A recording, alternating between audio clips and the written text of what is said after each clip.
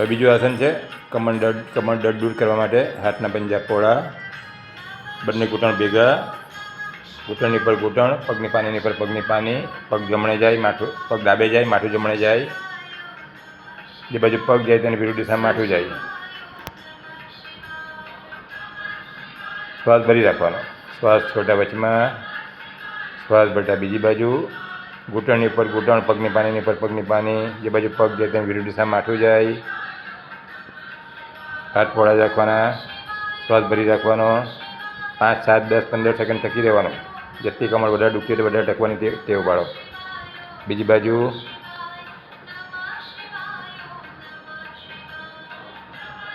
જે બાજુ પગ જાય તેની વિરુદ્ધ દિશામાં માથું જવું જોઈએ. કાન લાગે, ઘૂંટણ લાગે, જમીન સાથે 10 વાર ગણો ત્યાં સુધી ટકી રહેવાનું. મનમાં 10 વાર ગણો, 10 સેકન્ડ થઈ જાય ટકી રહેવાની ટેવ પાડવાની. શ્વાસ ભરીને ટકી રહેવાનું. કમર દર્દ ચપટીમાં દૂર. જ્યારે કમર દર્દ થાય દિવસમાં 2, 3, 4 વાર કરી દેવાનું ભૂખા પેટે.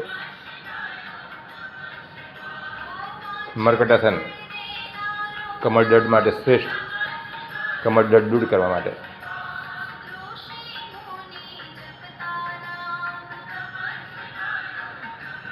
મરકટાસન પહેલો ભાગ 5, 7, 10 વાર કરી લેવાનો આવી રીતના.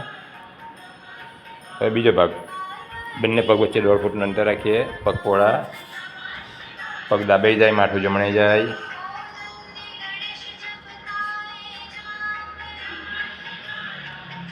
પગ બરાબર પહોળા કરવાના, પગની પર પગ ચડવાની જોઈએ. શ્વાસ ભરીને 10 વાર ગણો, શ્વાસ ભરી રાખો. જે બાજુ પગ જાય ત્યાં વિરુદ્ધ દિશામાં માથું જાય. દરેક બંને આ બીજો ભાગ છે મરકટાસનનો, એમાં પણ 5, 7, 10 વાર કરી દેવાનું. 10 વાર દરેક આસન 5, 7, 10 વાર કરી દો. મનમાં ગણતા જાઓ. 10 સેકન્ડ સુધી ટકી રહેવું શ્વાસ ભરીને. મરકટાસનનો બીજો ભાગ. મરકટ એટલે વાંદરો. વાંદરો આવી રીતના વાંદરા પાસે શીખેલું આસન છે. વાંદરો કેટલું બધું કૂદે, જરાક પણ કમરની દુખે નહીં. એટલે આપણે પણ કમર વ્યવસ્થિત રાખવાની, મજબૂત રાખવાની. સૂતાના આસન છે, સીધા છે, એકદમ સિમ્પલ છે. રોજ સવારના ટાઈમ મળે તો સવારના વધારે સારું. ટાઈમ મળે એટલે કલાક પોતાના શરીર માટે આપો. કમરના દુખાવા દૂર કરે મરકટાસન. બંને પગ સીધા. ત્રીજો ભાગ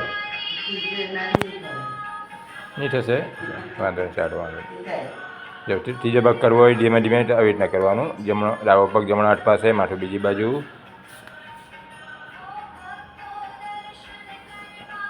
નથી કમર દુખતી તો પણ કરો, જેથી કમર દુખે નહીં ભવિષ્યમાં. મરકટાસનના 3 ભાગ કરી લેવાના.